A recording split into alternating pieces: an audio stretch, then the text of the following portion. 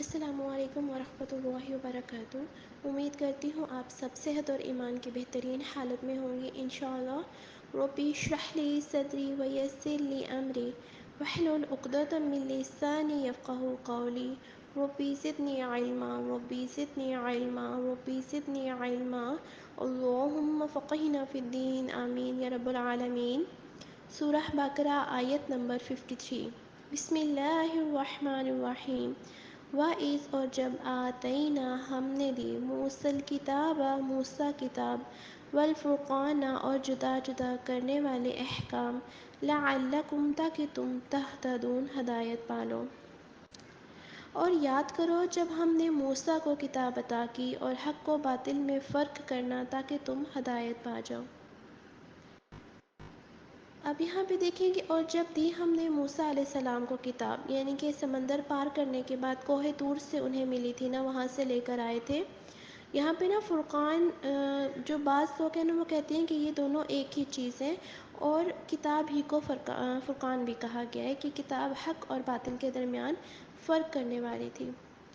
سورہ المائدہ میں آتا ہے آیت 44 میں کہ ہم نے تورات نازل کی جس میں ہدایت بھی ہے اور نور بھی۔ اب دیکھیں کہ نور کیا ہوتا ہے۔ روشنی کیا کرتی ہے؟ اچھے برے کو کھول کے بتا دیتی ہے، یعنی کہ سفید سیاہ کو الگ الگ کر دیتی ہے۔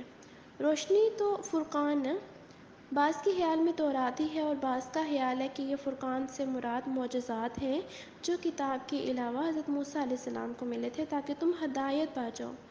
لیکن اصل غرض کیا ہے؟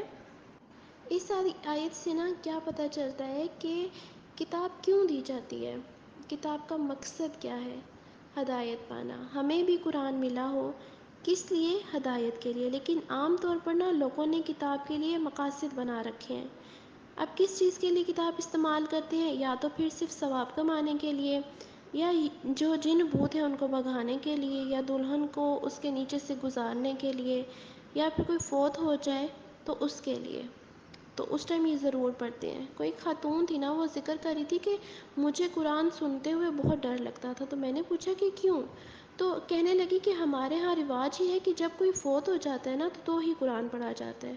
تو انہوں نے نا ایک موت سے اس کو ایسوسیٹ کر لیا ہے کہ کوئی فوت ہوتا ہے تو قرآن پڑھا جاتا ہے، لہٰذا وہ جب قرآن دیکھتی پڑھتی تو اسے ویسے ہی ڈر لگتا نا، ان کے دل میں خوف پیدا ہونے لگتا۔ تو معلوم نہیں کہ یہ کیا ہے، یہاں پہ کیا ہو رہا ہے۔ بہرحال قرآن انسان کو پڑھنا چاہیے، کیونکہ قرآن سے انسان کو نا روشنی ملتی ہے، ہدایت ملتی ہے، راستہ ملتا ہے، علم کے ساتھ ساتھ پھر عمل کی توفیق بھی ملتی ہے۔